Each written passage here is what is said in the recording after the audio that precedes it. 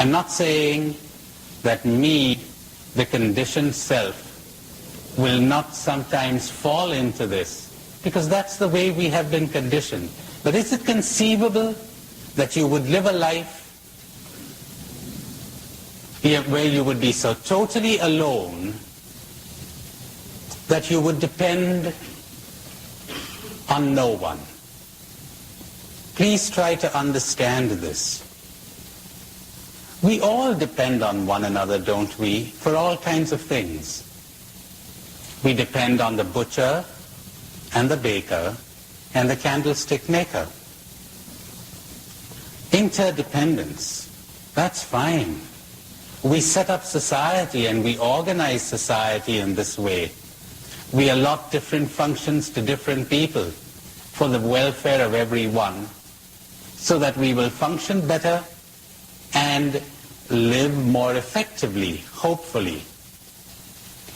But to depend on another psychologically, to depend on another emotionally, what does that mean? That means to depend on another human being for my happiness.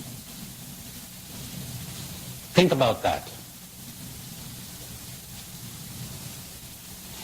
Because if you do, the next thing you will be doing, whether you're aware of it or not, is you will be demanding that that person contribute to your happiness.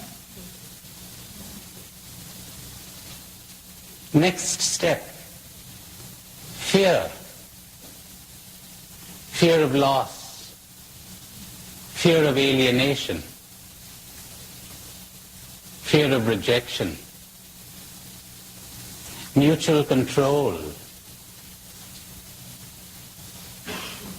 Perfect love casts out fear. Where there is love, there are no demands. There are no expectations. There is no dependency.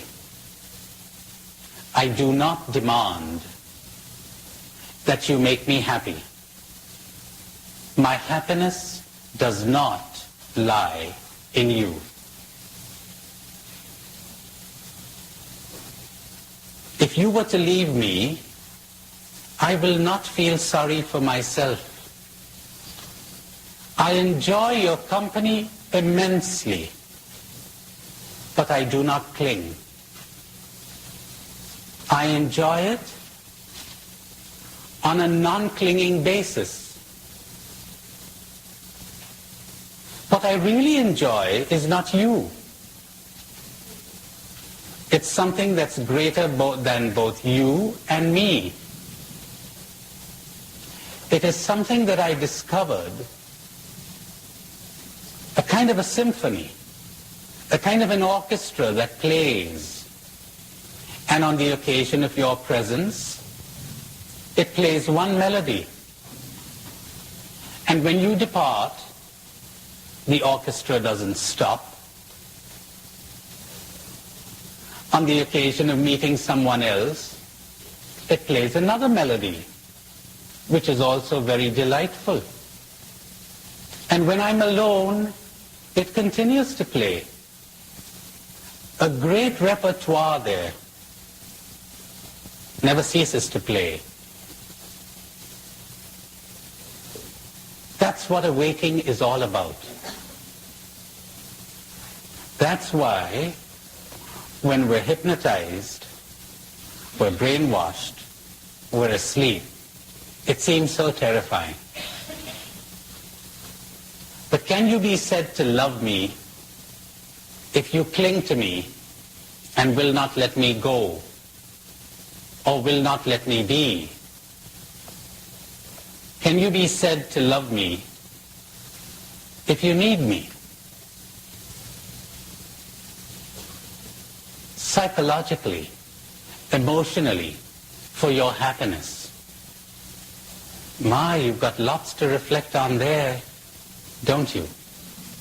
But you know something? This is the universal teaching of all the scriptures, of all religions, and of all the mystics. How come we missed it? How come I missed it for so many years? I say to myself repeatedly, how come I didn't see it?